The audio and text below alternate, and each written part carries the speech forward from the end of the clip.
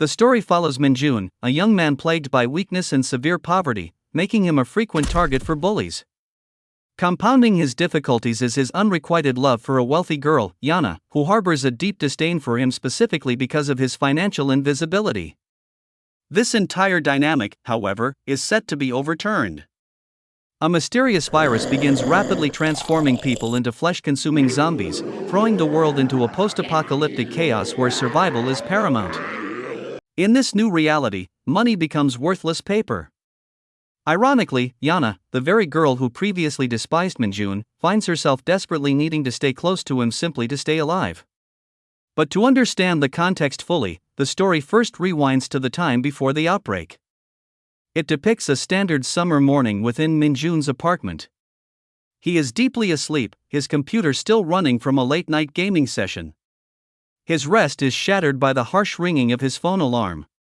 Like most people, he finds the sound grating and reluctantly reaches out to silence the device. Knowing he must get ready for school, Minjun forces himself out of bed.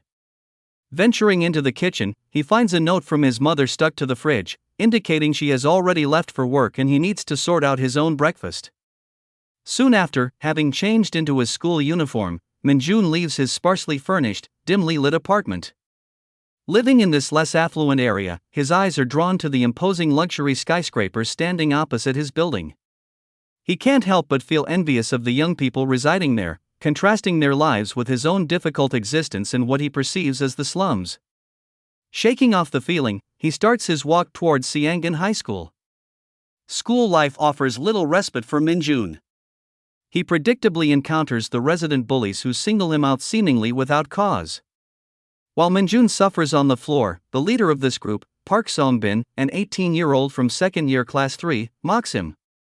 Songbin's torment is interrupted by a sharp voice belonging to Yana, who arrives with her group of friends. She expresses distaste for Songbin's childish crap, criticizing his constant bullying of weaker students. It's clear she doesn't favor Minjun either, finding him equally pathetic, but she objects to Songbin disrupting the school environment with his antics. Yana, also 18 and from Class 2, Section 3, is identified. Songbin quickly shifts his demeanor, acting overly familiar with Minjun as if they were close friends, dismissing Minjun as merely the class mascot to imply the bullying was harmless fun. Yana isn't swayed, reiterating that he's causing unnecessary disruption in the hallways and compromising the school's decorum. She tells Songbin to take his playing around outside the school premises. Songbin retorts, suggesting Yana is perhaps the one who despises Minjun the most, implying she's being hypocritical.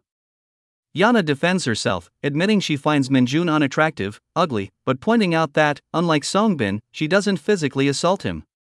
The story clarifies that Yana and Minjun are classmates and have known each other since middle school, much like Minjun's history with Songbin. Following this exchange, Songbin invites Yana to hang out later, mentioning he's meeting someone new. Yana refuses point-blank, recalling a negative experience from the last time she accepted his invitation.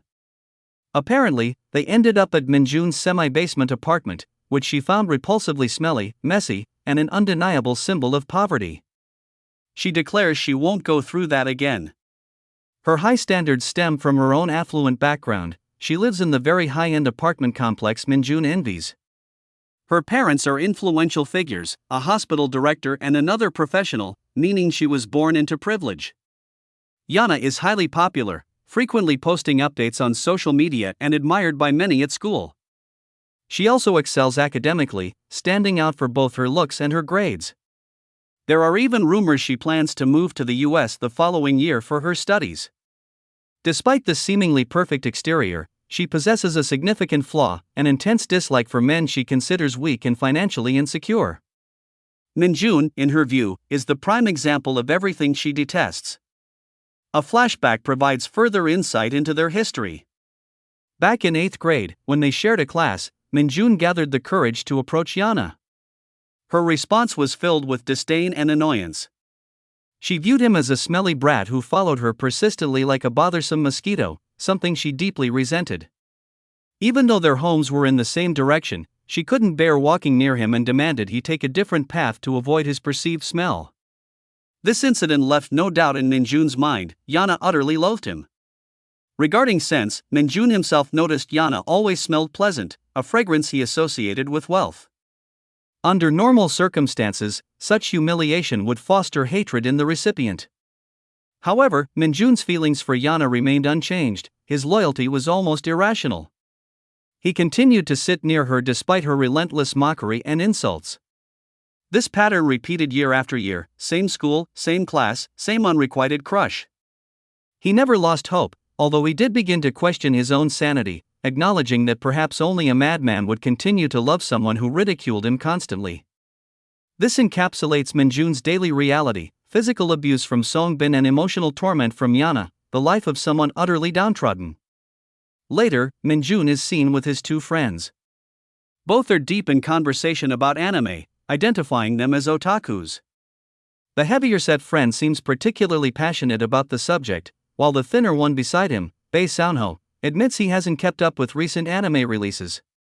Meanwhile, Minjun remains silent amongst his friends, seemingly lost in his own world, like a non-player character in the background. To clarify the cast of characters, the scrawny friend was Ba Sunho, aged 18, and the heavier friend was Bung Joon, also 18. Sunho and Bung Joon were in different classes from Minjun, but they were his closest companions, sharing a similar disposition.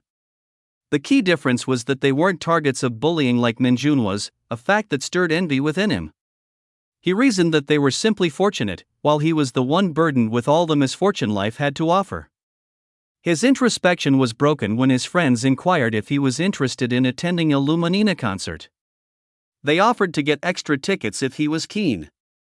A promotional image of a model on a phone screen was shown, seemingly attractive, but Minjun felt indifferent to such things. He had, in truth, lost all interest in idols. His friends were surprised and considered he was missing out. Reflecting on it, they noticed Minjun's increasingly gaunt and lifeless appearance. As they left, they couldn't resist making light-hearted, albeit insensitive, remarks about Minjun's seemingly unfounded depression. In class, Minjun simply longed for the day to end, hoping to escape his miserable existence. He then overheard Songbin and his group boasting about an encounter with a random guy who had dared to glare back at them when they tried to provoke him. They acknowledged the guy seemed intimidating, but they confidently asserted that Songbin could have easily overpowered him.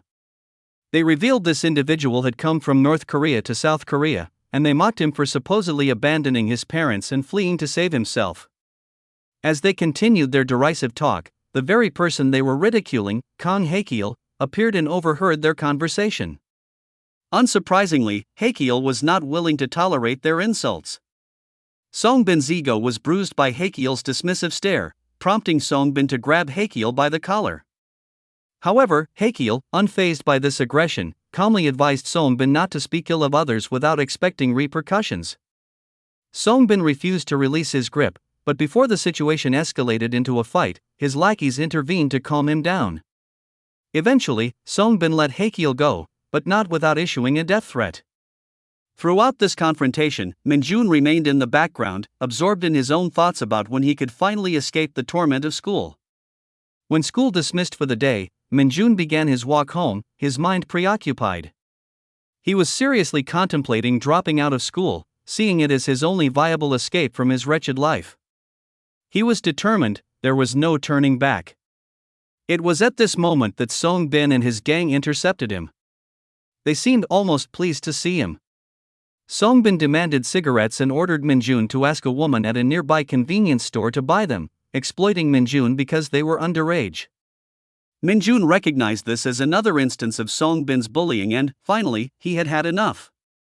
Instead of complying, he simply ignored them and continued walking home. Songbin, enraged by being ignored, predictably reacted violently. He and his goons brutally assaulted Minjun and dumped him at an abandoned construction site. Songbin wielded a brick, which he used to repeatedly strike Minjun's head. Their intention was to teach this bastard obedience. But Minjun had reached his breaking point. In a broken and defeated voice, he told Songbin to just kill him, stating he had lost the will to live and that death seemed like the only way out. For some reason, this response infuriated Songbin even further. He kicked Minjun again before leaving, issuing a final, chilling threat: if Minjun attempted suicide and mentioned them in a note, Songbin vowed to find his mother and harm her. With that, they left Minjun alone in the construction site, broken and battered.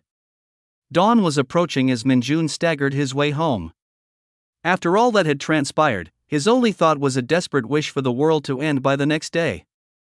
Knowing this was impossible, he concluded his best option was to climb to the top of the luxury high-rise apartment complex he had often gazed at and jump. It would all be over quickly. With this plan firmly in mind, he started walking towards the complex, prepared to end his life. It was then that he encountered Yana, the girl who despised him most.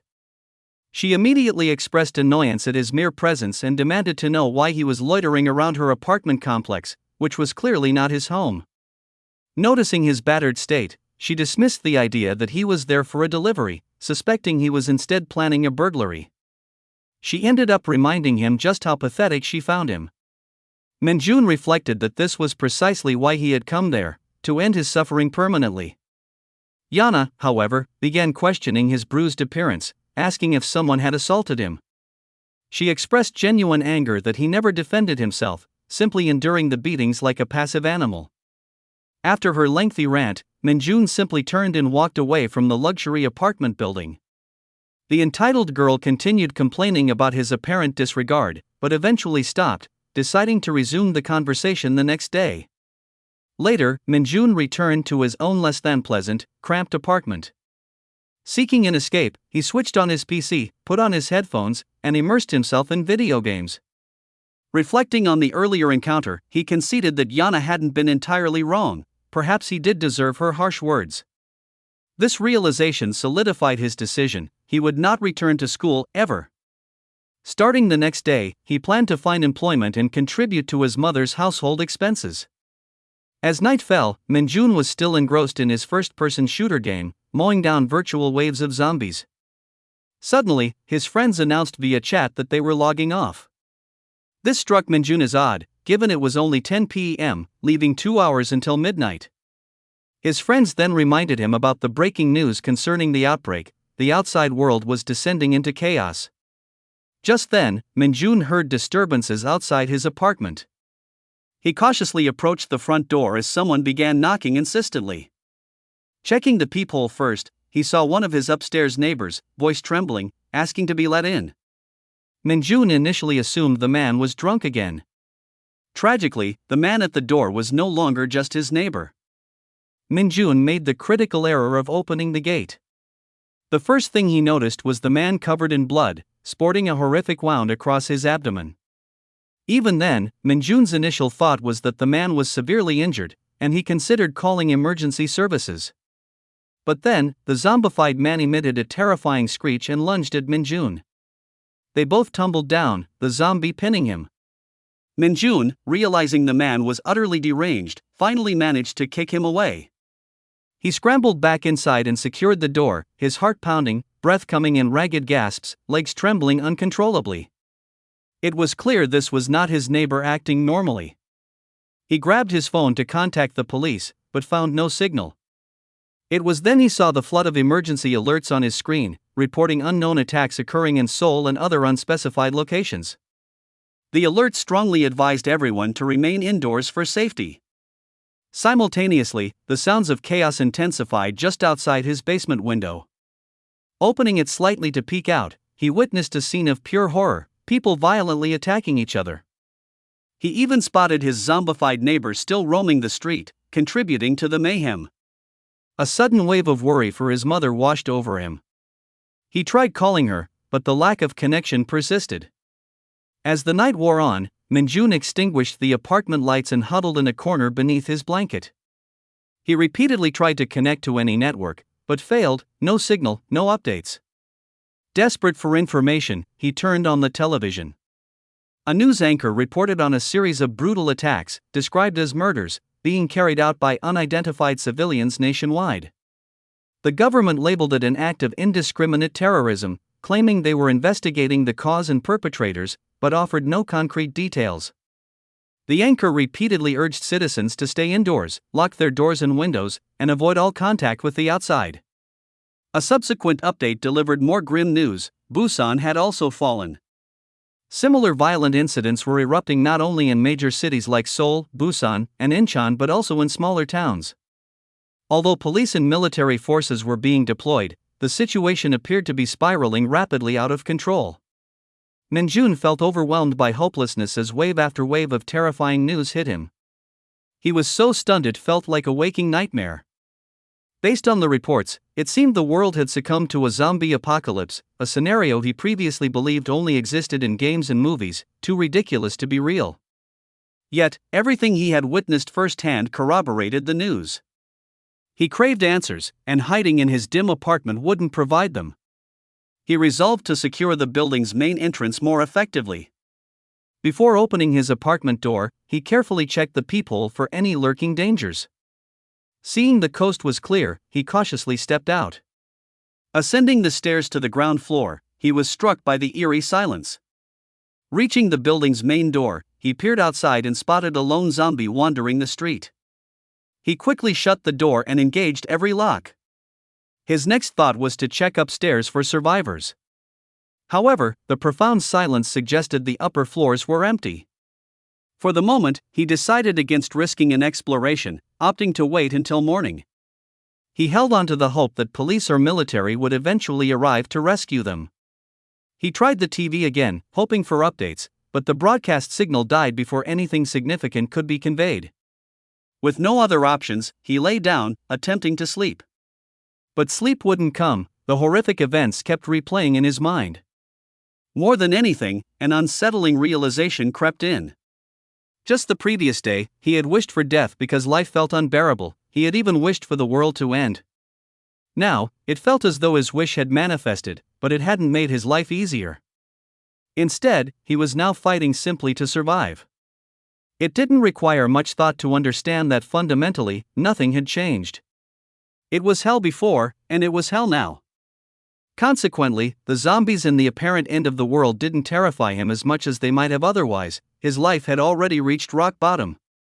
Morning arrived, revealing streets cluttered with abandoned vehicles and dotted with roaming zombies. Minjun cautiously opened the main door again to survey the scene.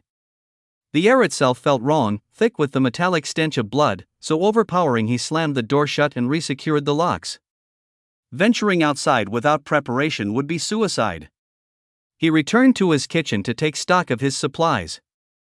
Fortunately, he was reasonably well stocked: 4 packs of ramen, 6 cup noodles, some instant rice, and a supply of uncooked rice. Combined, it was enough food to sustain him for about 2 weeks. He also had 3 bottles of water, and thankfully, the tap water and gas line were still functional for the time being. If he rationed carefully, he could potentially survive for a month within the apartment. He hoped this would be sufficient time for a rescue team to find him. His primary concern remained his mother. With no network access, he had no means of confirming her safety. All he could do was cling to the hope that she was alive and unharmed. He then remembered the building housed 5 households in total. One of these was the rooftop room occupied by a college student, whom Minjun recalled being something of a playboy, often bringing his girlfriend over on Tuesdays for privacy. Since the previous day had been Tuesday, Minjun deduced the couple might still be trapped up there. Summoning his courage, Minjun began ascending the stairs, checking each apartment door along the way. Every unit appeared empty. The only remaining possibility was the rooftop room. As he climbed the final flight of stairs, he hoped to find the couple safe. Strangely, the door leading to the roof itself was ajar. Upon reaching the rooftop, he noticed the door to the college student's room was also open. Naturally, he moved towards it and peered inside. What he saw horrified him. Across the room lay the lifeless body of the girl. The college student, however, had transformed into one of the flesh-craving zombies. Luckily, Minjun's gaze didn't immediately fall on the gruesome corpse due to his angle. His eyes first registered the shocking amount of blood smeared across the floor, enough to make him stumble back instinctively. He quickly abandoned any thought of further exploration. As he attempted a quiet retreat, he accidentally knocked over a plant pot, instantly drawing the zombie's attention. Hearing guttural, snarling noises from within the room, Minjun turned and sprinted away with surprising speed. However, his clumsy footing betrayed him, and he tripped. The zombified student emerged from the room and immediately lunged at him. Thinking fast, Minjun cleverly used the zombie's own momentum against it. He ducked low, allowing the creature to fly over him, and then pushed the staggering zombie forcefully, sending it tumbling off the edge of the roof. The sight of the falling figure momentarily stole his breath. His strength failing him, Minjun collapsed to his knees. Without wasting another moment, he scrambled back downstairs, securing the door behind him before locking himself safely within his own apartment. The terrifying life-or-death struggle with the creature left him shaken. He couldn't reconcile the image of the rooftop college student, previously a symbol of hope, with the brainless undead he had become. More disturbingly, the realization that he had directly caused the student's fall weighed heavily on him. He tried to rationalize his actions, telling himself it was purely self-defense. The college guy had attacked first. Another night descended, and like the previous one, Minjun was confined to the darkness of his semi-basement dwelling. He sat in silence, the guilt over the college student's demise gnawing at him. Unable to bear it, he ventured back outside, hoping to confront the reality of what the student had become. A zombie stood before him. As it turned, Minjun recognized the distinctively broken neck of the college student hanging unnaturally. A strange mix of relief and fear washed over him, relief that his senior wasn't truly dead in the conventional sense, but fear because the being before him was no longer human. Whispering an internal apology, Minjun retreated and shut the door.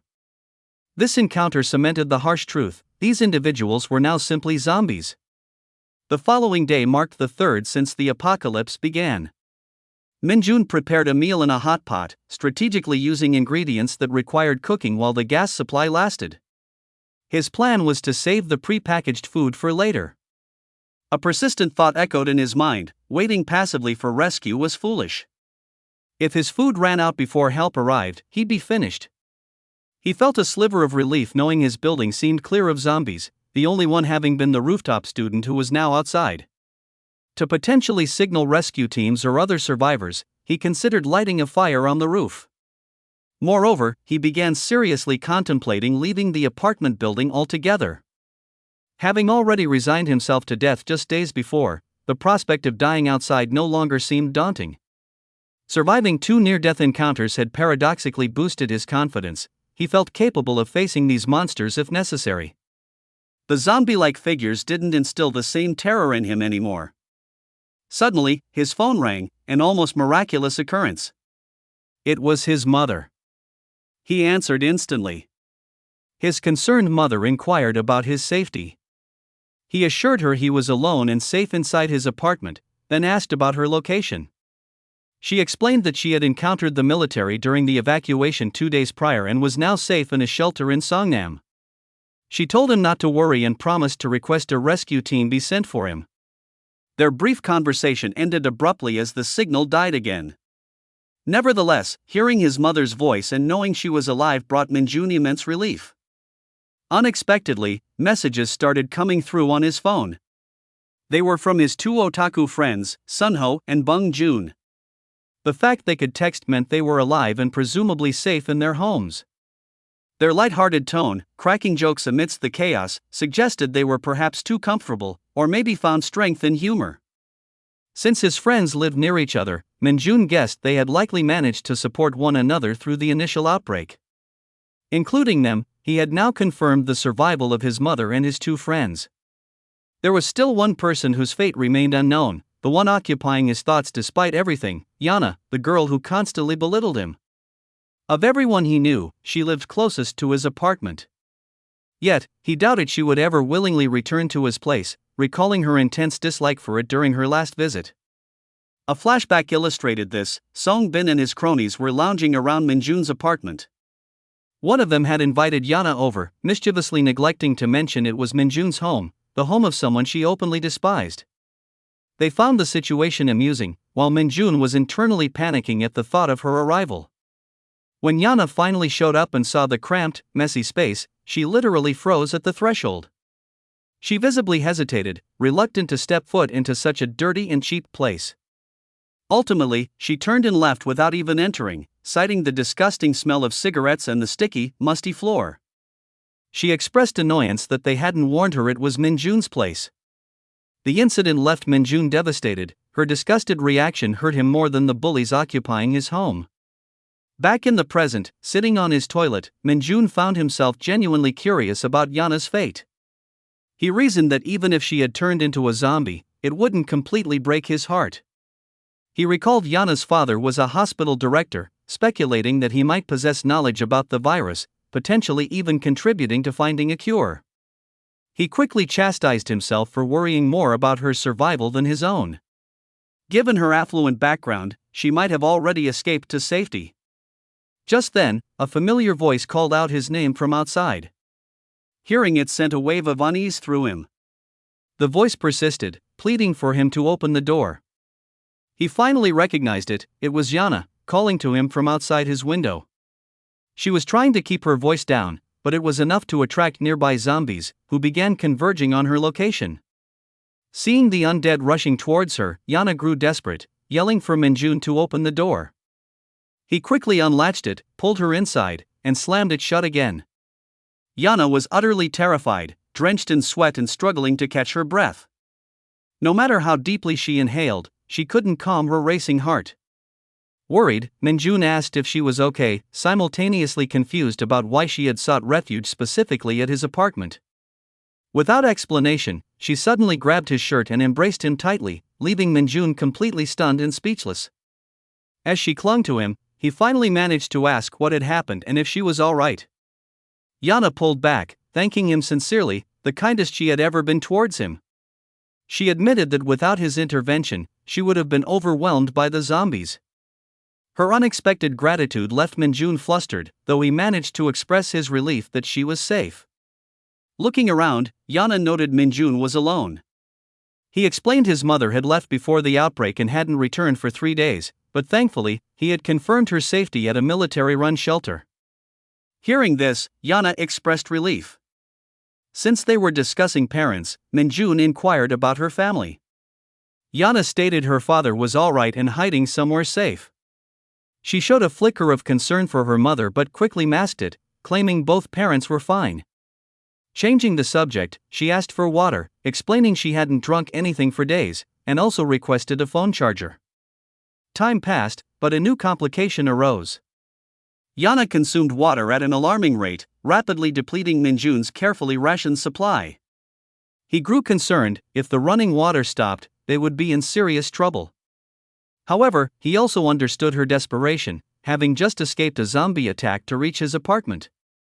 He decided to ask if she had come directly from her home, as ending up at his place seemed illogical.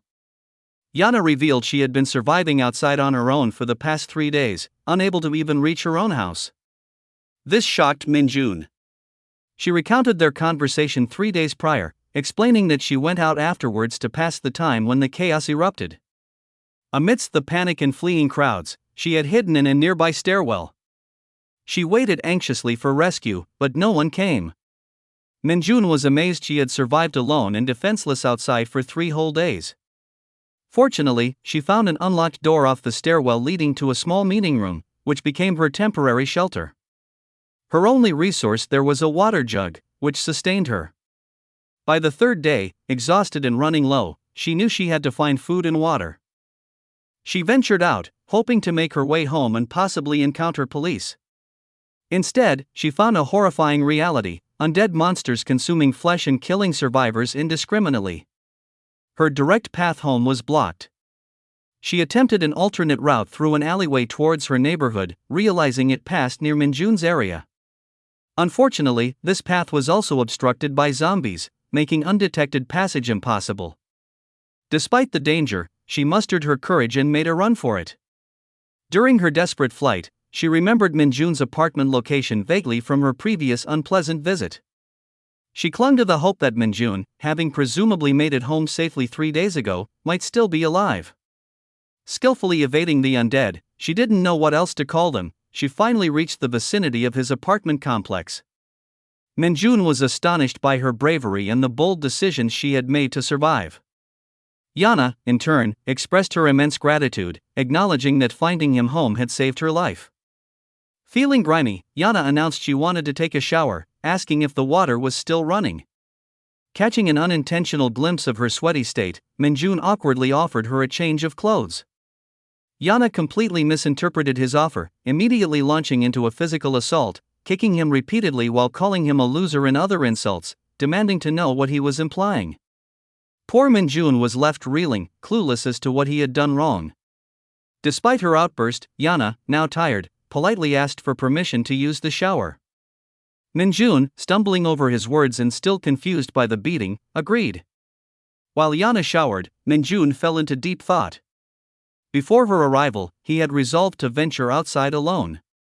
Now, her presence complicated things. He felt a sense of responsibility, unable to simply abandon her to prioritize his own survival. At the same time, their resources were finite. The food stash, enough for one person for a month, was now effectively halved. The situation had become significantly more precarious.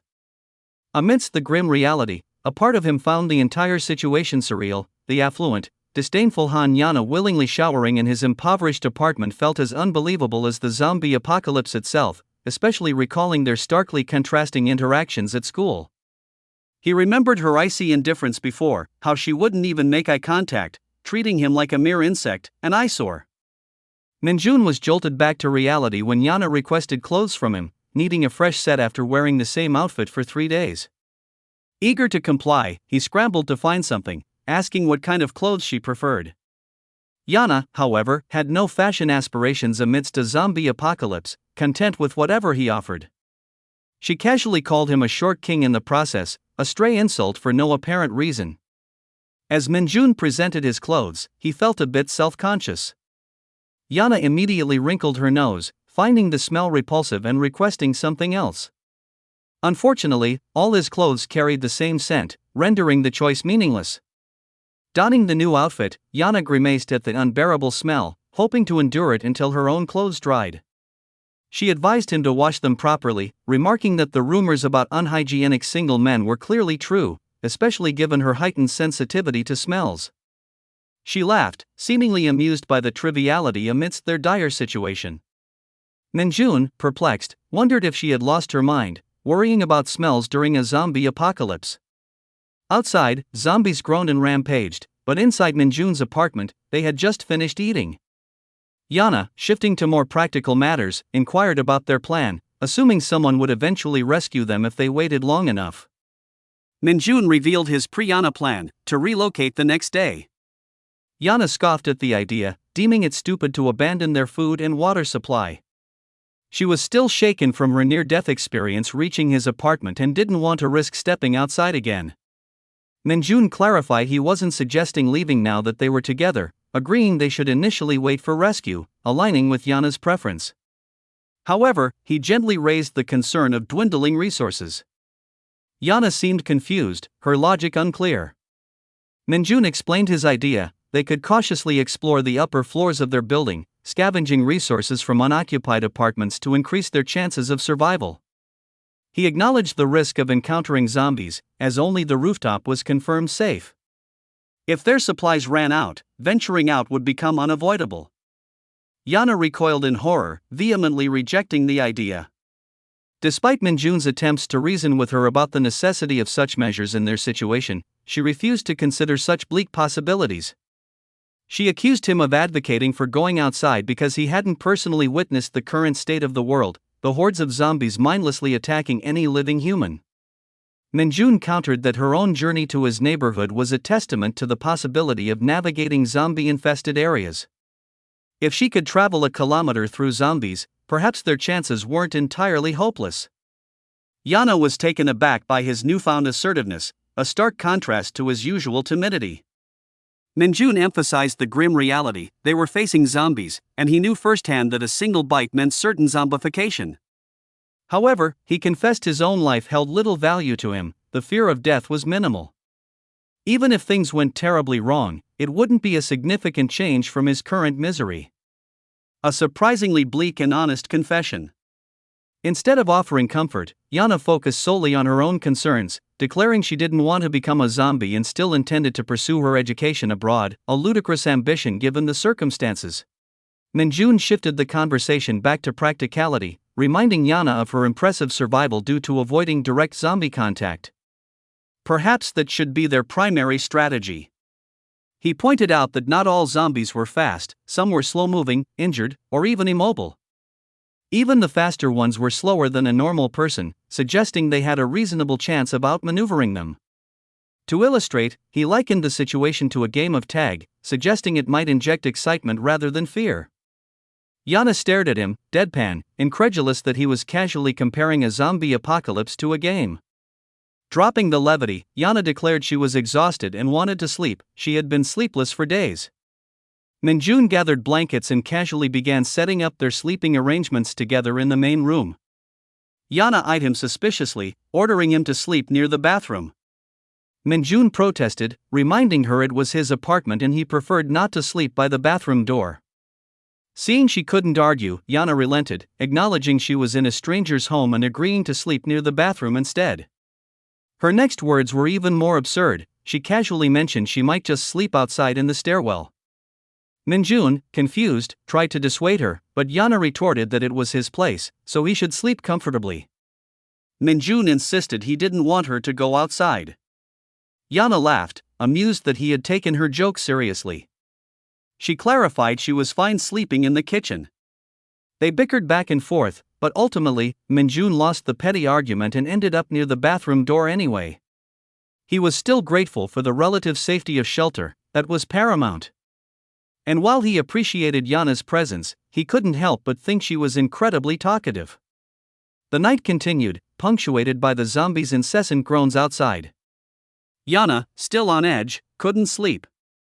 She abruptly called out to Minjun, startling him awake. To his surprise, Yana hesitantly requested he come sleep in her room, the kitchen area, admitting she was afraid of being alone. A genuinely vulnerable moment, softening their usual personalities. Minjun obliged, moving to the kitchen and sitting in the corner. As Yana drifted off to sleep, he remained awake, listening to the zombie noises. Yana explained she had heard those terrifying sounds countless times while hiding outside, yet never grew accustomed to them. They were simply terrifying. In her vulnerable state, she confessed missing her mother. Minjun sat silently, offering no words. Morning arrived, the zombie sounds as pervasive as ever. Yana had slept soundly, while Minjun, keeping watch, was exhausted. He found it ironic how the same girl terrified of sleeping alone was now sleeping like a log. By 9 a.m., Yana finally woke, feeling refreshed but surprised to see Minjun putting on his jacket, preparing to go out. He explained he planned to check the rooftop, ensuring everything was secure. Yana immediately expressed fear of a zombie ambush on the roof, despite his previous reassurance that it was clear. Minjun downplayed her concern, stating he would be careful. He invited her to join him, but she vehemently refused. So she was expected to stay behind while he went out. Minjun ventured into the stairwell and noticed a significant crack in the glass door, a new development. This was concerning, even glass had its limits. To his surprise, Yana's voice came from behind him, complaining about the smell. He turned to see her following him, seemingly out of nowhere. Despite her apprehension, they decided to proceed to the rooftop together. There, Minjun was horrified to discover the gruesome corpse of the rooftop student's girlfriend, brutally murdered. Witnessing her tragic fate, he offered a silent prayer. Yana, who had waited outside, was relieved to find no zombies. Minjun shared the grim discovery, suggesting they avoid going inside the rooftop room. They discussed strategies, considering lighting a fire to signal a rescue helicopter, but realized precise timing was crucial. Yana suggested preparing materials in advance to ignite instantly at the sound of a helicopter. Minjun pointed out a small fire might not be visible enough from the air. Yana then wondered if they should scout for other survivors nearby. In a moment of utter foolishness, she began shouting, trying to attract attention, a disastrous strategy, as Minjun quickly pointed out, reminding her about the cracked glass door, which offered minimal protection against sound. And so, the unlikely duo found themselves stuck together, surviving on their own in the same cramped apartment. Later, while confined, Yana, seemingly bored, inquired about his nerd type, a personality test categorizing people into 16 types. She assumed someone like him wouldn't know about it, betting he probably didn't use Instagram, and if he did, surely had fewer than 50 followers. She was playfully teasing him relentlessly. She wondered what he enjoyed in life. When he mentioned gaming, particularly a zombie game called Rage Z, she laughed, joking that there was no need for zombie games anymore, as they were living a real-life apocalypse. Returning to the nerd, she guessed he was an introvert, a shut-in with no social life. She asked if he was spontaneous or a planner, another nerd category. Minjun, overwhelmed by her chatter, thought she was incredibly talkative, especially considering their precarious situation. He didn't understand nerd, or her sudden interest in his personality. This was the same girl who had completely ignored him before the apocalypse. Yet, here they were, stuck together, and she was his old crush. She playfully kicked him, continuing her incessant chatter. Introverted Minjun wondered if this bizarre experience was actually good. He never imagined this outcome. He was completely lost in thought, overwhelmed by the absurdity of it all. Noticing his distraction, Yana snapped her fingers, calling his name, demanding to know why he was ignoring her. Minjun, jolted back to reality by another playful kick, realized he had been spacing out. Yana feigned offense at the idea of him zoning out in her glamorous presence, and, in a way, she had a point. A few days blurred by. Yana lounged around, casually reading comics. She asked if he had finished the laundry, as she was hungry. She was essentially dead weight, reliant on him for everything, to the point where even Minjun, passive as he was, felt fed up and longed to escape on his own. Minjin questioned internally if he had become Yena's helper, given that she expected him to handle the laundry. Without electricity, he had to clean everything by hand, relying on candlelight. The water system, however, was still operational. Their stock of emergency provisions was dwindling to a dangerous level. Minjin informed Yena he was going out. She instructed him not to be away for long, demanding he return within 30 minutes. She added a serious threat, stating he would face consequences if he made her wait again. Minjin reluctantly agreed. The young man approached the reinforced glass door, which bore several cracks and marks. He cautiously opened a small gap, peering outside before fully stepping out to assess the situation. Minjin explained that he conducted a daily patrol of the surrounding area, sticking strictly to what he had identified as safe routes. After observing and studying the infected creatures for several days, he had gathered some insights. He had discovered they behaved much like zombies, attacking only living beings. Their eyesight was poor, they wouldn't notice someone from 50 to 100 meters away, although this distance varied slightly from one infected to another.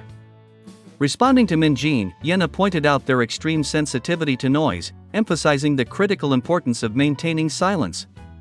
She also mentioned that the number of infected during the day was significantly lower, 2 or 3 times less, than at night.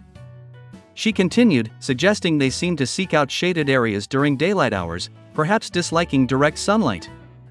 Because of this, Yena stressed that he absolutely must never go outside at night under any circumstances. As he observed the infected's traits, Minjin noticed something familiar about them. The young man recalled an online game he had played frequently before these events began. He wondered if it was just his imagination, but the creature's behavior struck him as remarkably similar to the game's monsters. The boy considered that he might be too absorbed in the game, convincing himself it must be merely a strange coincidence. He thought it couldn't possibly be true, but the chilling idea persisted. If the infected were indeed linked to the game, it meant the end of the world was truly upon them.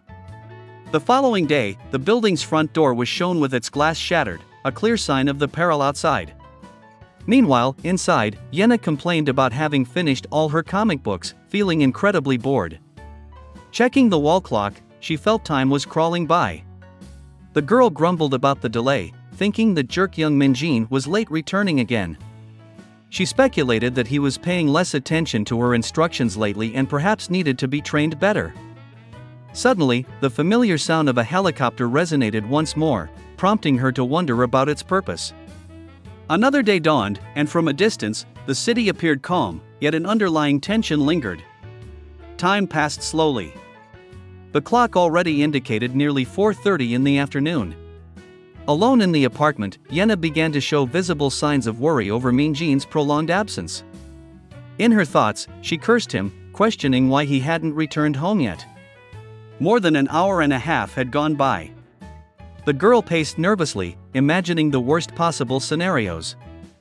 Irritated, she complained that Minjin only seemed to understand things after facing consequences, and she decided she would forbid him from going out the next day. As the sun began to set, painting the city sky in shades of orange, Yena's anxiety intensified with nightfall approaching.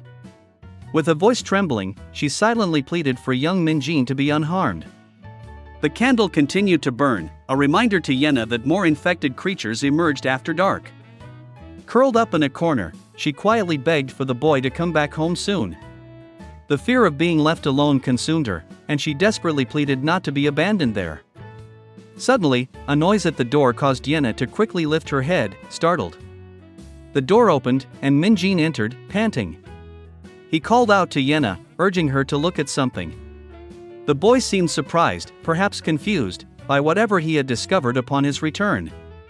Turning towards the boy, Yena's expression was one of displeasure. She demanded if he had lost his mind, asking if he truly intended to get into trouble for being 3 hours late. The girl started to move towards him to confront him physically, but Minjin stopped her, asking her to wait a second and examine something he held. He displayed a piece of paper, explaining that a helicopter had dropped leaflets earlier, which was why he was delayed. He had been picking them up. With wide eyes and a tear beginning to roll down her face, Yena appeared shocked by the boy's sudden revelation, seemingly not comprehending any of it. The girl snatched the leaflet, demanding to know what it was. Staring directly at Minjin, the girl was still trying to process the information he had just given her. The leaflet stated that the gangbook area was going into lockdown, requiring immediate evacuation. Yena realized that was their location. She noted the deadline was the following day. Minjin pointed to the back of the paper, telling her to check the safety status. The back indicated that their neighborhood, Zhongwondong, was considered caution, but surrounding areas were labeled very dangerous. Yena turned to him with a serious expression. She warned that things could rapidly deteriorate even further where they were. Holding the paper, the girl concluded that waiting for rescue had been the worst possible decision. Worried, Minjin asked if they needed to flee Gangbuk immediately and questioned if such a thing was even feasible. The boy recalled hearing that Wajongbu was also dangerous. He attempted to determine precisely where the blockade would be situated. Given the situation and the information regarding the north, Minjin concluded they had no choice but to trust what they had read. Finishing his thoughts, the only remaining option was to attempt crossing the Han River southward. Minjin analyzed the fastest potential routes but realized that Yongsan and Sangdong were also designated as very dangerous zones. Fortunately, the paper showed that Yongsan-dong, not far from their current location, seemed to be at a safer status level. Surprised by his analysis, Yena admitted she had considered Minjin insignificant, but acknowledged he was smarter than she had anticipated. Crouched in showing determination, the boy emphasized that regardless of the specifics, they needed to leave immediately. Yena became nervous. She asked if he was contemplating leaving right at that moment, given that it was nighttime. She suggested leaving in the morning to avoid the infected and questioned whether they could truly reach Yongsan-dong. Desperate, the girl argued they should wait a few more days, believing rescue would still arrive. Minjin lost his patience and yelled her name. He stated that if she insisted on staying there to face a grim end, she was free to do so. He then issued a serious warning: he would depart as soon as the sun rose the next day, leaving Yena stunned by his unexpected firmness. Yena then asked if she should begin packing her belongings first and requested an extra bag from Minjin. Outside, the sun had already risen, signaling the start of a new day in the city. The door remained blocked by boxes and tape, ensuring their safety for the moment. Minjin then turned and asked if they were ready to go. Yena hesitantly agreed. Before they left, however, the boy seemed to have something else to say to her. He asked if she was certain about not going to the hospital where her father was, reminding her that she had mentioned he worked there and suggesting they check on his well-being. His eyes showed a brief flicker, perhaps reflecting genuine concern. Forcing a smile, the girl evaded the topic, saying it was all right and hurrying to leave. She explained that in their last conversation, her father had told her he fled with her mother to a shelter. The girl insisted again that they leave immediately, leaving Minjin slightly puzzled by her reaction. Outside, the sun shone brightly through the buildings and tangled electrical wires overhead.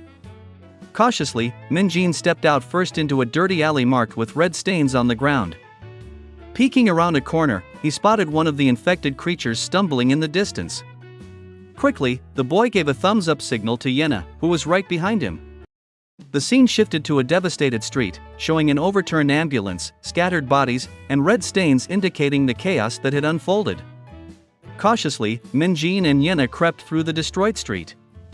They knew they had to be careful, as infected creatures were roaming nearby. Minjin indicated the path forward through the debris-strewn street. Yena quickly agreed, following the boy. A wider view revealed the city street completely blocked by a crashed bus. Fallen trees also obstructed the passage.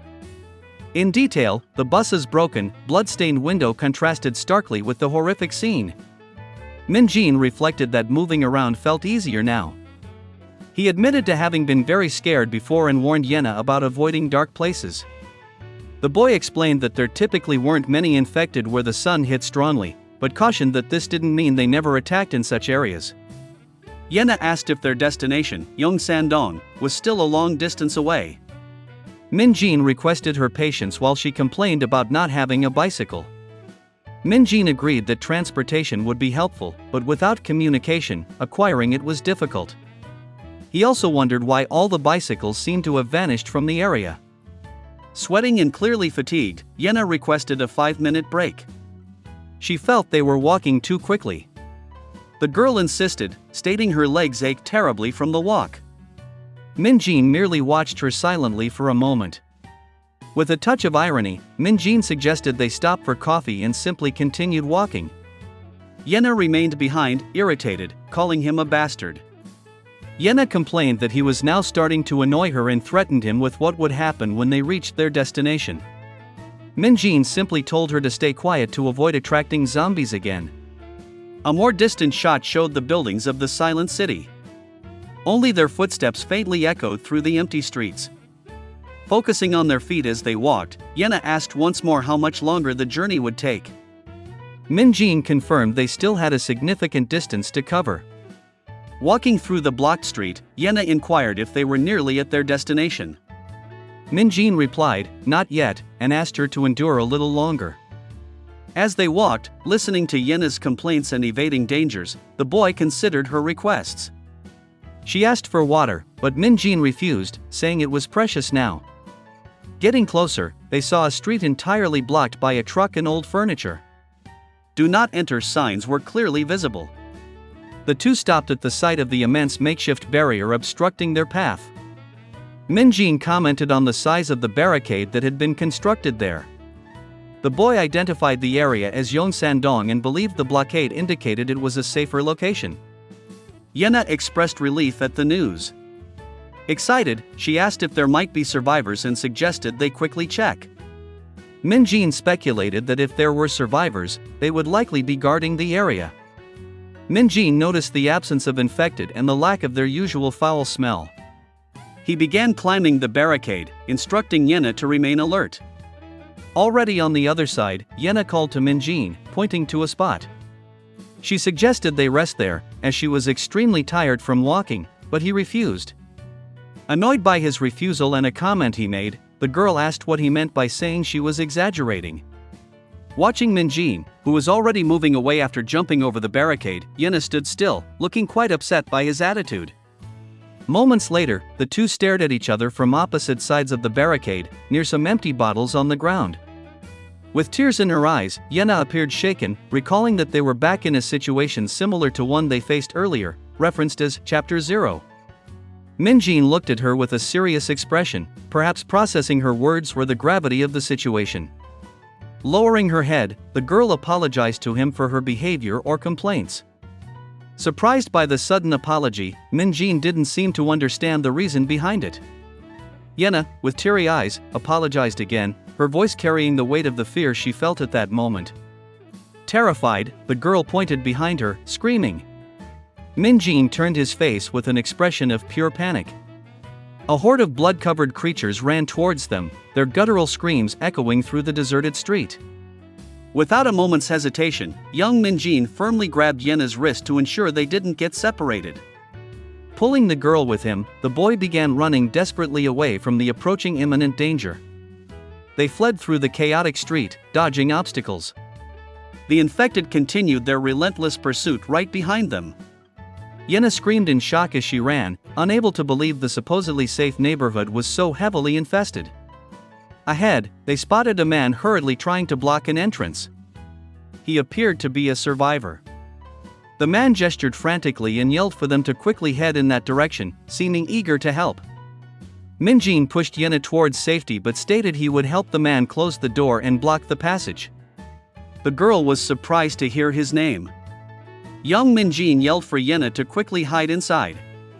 The boy and the other survivor grabbed a heavy wooden shelf, preparing to use it as a barricade. Counting to 3, they forcefully pushed the furniture just as a creature reached the entrance. The horrifying creature attempted to force its way through the gap, its deformed face stared at the man. Seeing the scene up close, Minjin screamed desperately for the creature to immediately move away from the man. An infected creature roared fiercely, thrashing violently on the ground. The improvised barricade began to give way, and someone screamed desperately for everyone to flee. Yenna panicked, yelling for them to run towards the back immediately. Without hesitation, the two dashed down the narrow alley. They climbed over a pile of furniture as an infected creature got dangerously close. At the top of the barricade, Yenna said they needed to jump, and Minjin nervously agreed. The two jumped together, landing hard on the other side. After the fall, Yenna screamed in pain, saying she had twisted her ankle, leaving Minjin shocked. Seeing the situation, the boy couldn't suppress a scream of pure terror. In front of them, two infected creatures ran towards the motionless pair. A close-up of Minjin's eye revealed a flash of memory or a crucial decision. A memory returned, reminding him how frustrating it had been and that he had to fight back. He recalled Yenna thinking he was pathetic for lacking the courage to fight. Remembering how miserable his life had been, he drew a knife, thinking it wouldn't matter if he died there. The girl watched him with a surprised expression at his sudden change. In a low voice, Yenna called out the name of young Minjin, who was lying near the door. Minjin's mind returned to a tense past moment, facing an enemy while resolving that he wouldn't die running away. Putting the knife back into his coat, the boy considered the possibility of meeting his end in that situation. Back in the present, Yenna watched Minjin with a worried expression on her delicate face. Seeing him remain silent, the girl insisted, softly calling the name of young Minjin once again. At that moment, his thoughts were resolute, he wouldn't die retreating like a pathetic coward. Suddenly, the sound of a rapidly approaching motorcycle captured everyone's attention. A shout warned Minjin to duck as the motorcycle dangerously appeared from behind. Caught completely off guard, Minjin's face showed only shock and momentary confusion. Quickly, the motorcycle rider struck an infected creature with a bat right in the head. The attackers celebrated the hit, while another person nearby yelled for them to also target young Minjin.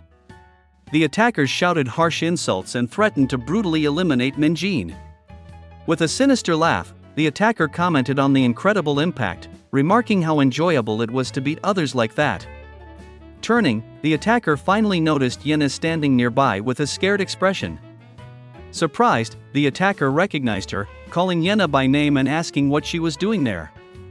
Confused, Minjin wondered who this unknown individual who had suddenly appeared could be.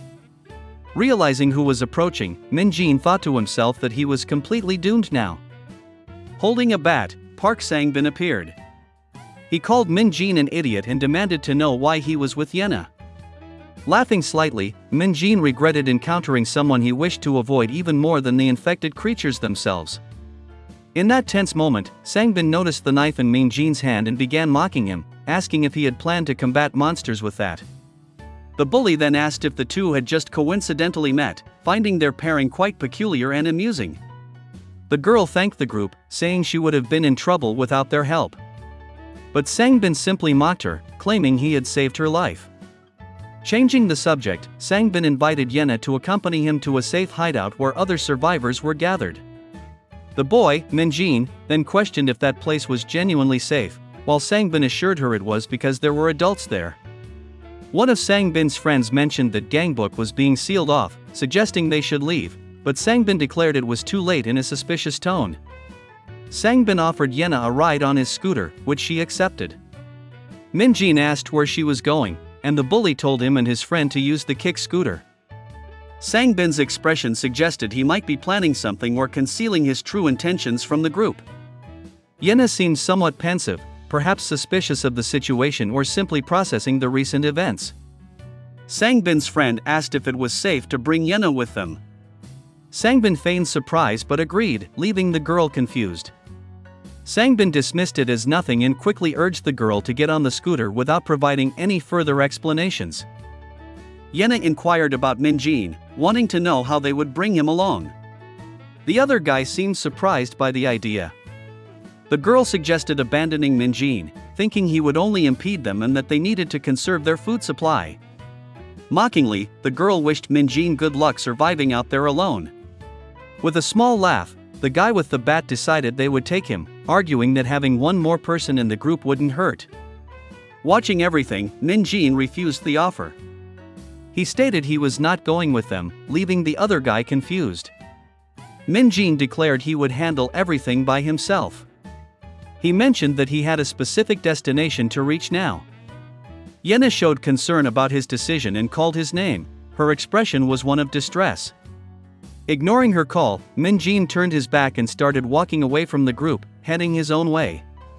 The bad guy, Sangbin, became annoyed at being ignored. He reminded Minjin of a previous encounter and issued a serious threat. The aggressor stated that the country was finished, implying he could do whatever he wanted. He threatened to beat Minjin just like he had beaten the infected creatures. Minjin stared down the bully with a cold and serious expression. He didn't seem intimidated by the threat. The group gathered, staring at Minjin. The leader called him a loser and ordered him to come over to them immediately. Yena was shocked by the threat. She asked Park Sangbin if he had lost his mind for wanting to attack Minjin. Minjin remembered that it was Sangbin who had attacked him before. He realized the guy hadn't changed at all. Elsewhere, or in a memory, a boy suggested to Changman that bringing Yena along would be the perfect opportunity for something specific.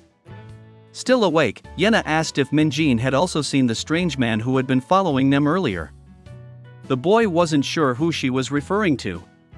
Looking thoughtful about her question, she described a man with a hat covering his face and wearing an unusual suit. With this description, Minjin remembered having seen someone suspicious fitting that description near his house previously. Meanwhile, Park Sangbin chatted with his friends, mocking Minjin because of Yena. He mentioned having seen photos of her on Instagram and confirmed she was just as attractive in person. A friend asked why Sangbin was interfering with her and if Minjin wasn't already involved with her. Back on the street, Minjin seemed apprehensive upon seeing Sangbin's group approaching them. Sangbin offered a false apology for overreacting earlier, doing so in front of Yena. Minjin, with limited options and feeling cornered, agreed to accompany their group. Sangbin looked at Minjin with an air of being in control of the situation. He said it was preferable, claiming leaving the neighborhood at that moment would be too dangerous. The bully suggested they first go to the hideout to rest, promising to take him wherever he wanted afterward. They began walking through an area that appeared to lead to a more isolated and potentially suspicious location. Confused, Minjin asked exactly where they were heading, already feeling suspicious about the surroundings. Responding to the moment, Minjin stated he had a bad feeling. He thought the guys might try something against the two of them. The girl attempted to calm him down. She mentioned Park Sangbin had been her lackey since elementary school. She promised to protect him if he attempted anything. She asked about other survivors in the supposed hideout. Minjin questioned if she truly believed that, as he knew their character. The boy insisted, asking if Yena still viewed Park Sangbin as merely some childhood acquaintance.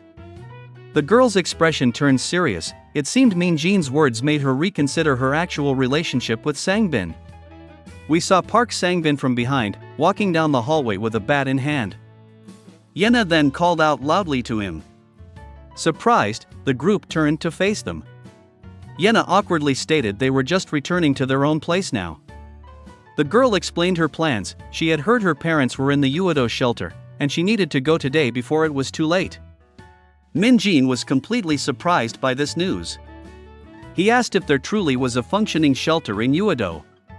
The boy countered the information, stating that as far as he knew, the Uedo area had been completely destroyed during the incidents. Sangbin cut in, asking why Yena would risk going with someone insignificant like Minjin. He suggested she go with him tomorrow instead. Nervous, the girl tried to change the subject. She said it was urgent and they needed to leave immediately. Pulling Minjin, Yena attempted to get out of there quickly with a nervous laugh, but the group didn't seem convinced. However, a rusty baseball bat suddenly appeared, blocking their path and preventing them from passing. Sangbin stared firmly at the girl. He repeated that he had already warned her, if she was leaving, it would be with his group, and only tomorrow. Minjin asked if there was something going on between the two of them and what had suddenly affected them. Frightened by the sudden question, Yena only muttered Park Sangbin's name.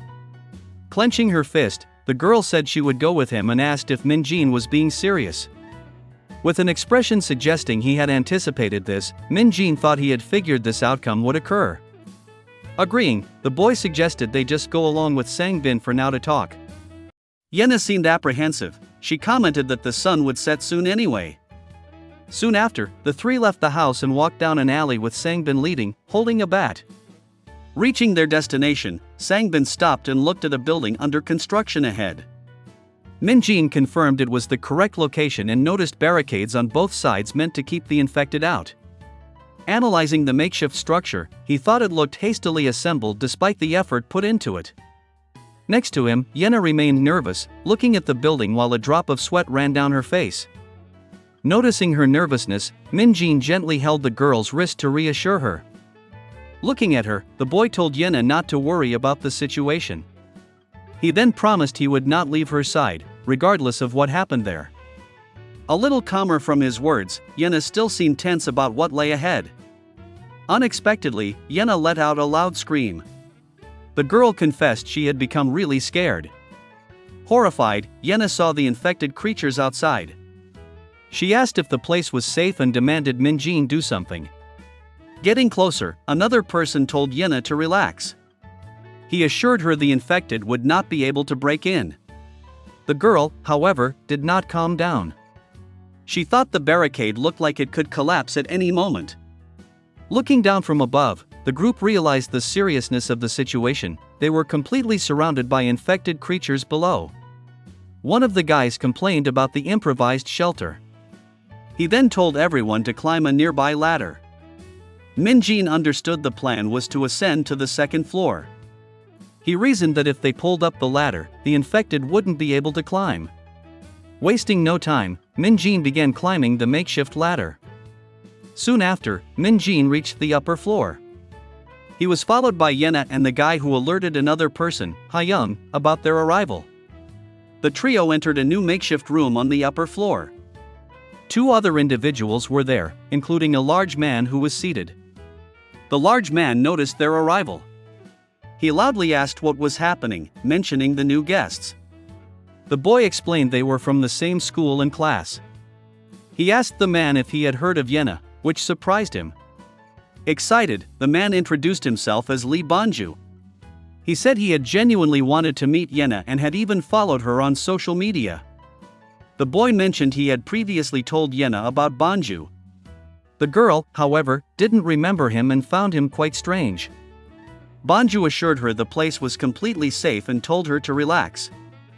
Yena hesitantly mentioned rumors about Gangbook being sealed off. Minjin replied that he was also still awake and asked if something had happened to her. Yena remained silent for a moment before asking if Minjin had ever killed anyone before. Surprised by the sudden question, the boy quickly denied it. He had never taken a life. The girl explained that she couldn't stop thinking about the men she had encountered earlier. Minjin listened attentively as Yena recounted the frightening incident she had experienced. She confessed that one of them had grabbed her and how she had felt completely powerless in the situation. Seeing how shaken she was, Minjin attempted to comfort her, saying, "It's over now." Yena mentioned it was all Park Sangbin's fault, feeling betrayed by him. A hand tightly grabbed Yena's arm, pulling her away from where she was standing.